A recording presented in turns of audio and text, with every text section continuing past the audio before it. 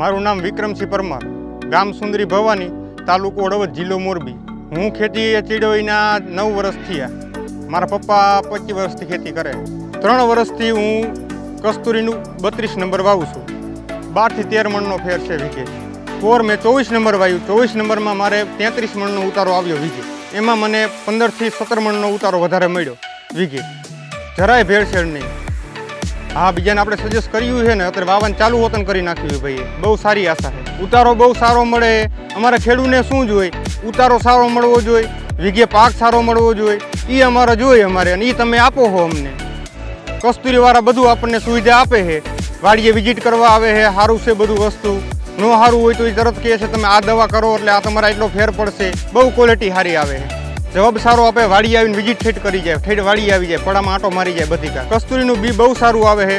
અમે વાવી છીએ અને તમે ભેગા વાવતા રહો।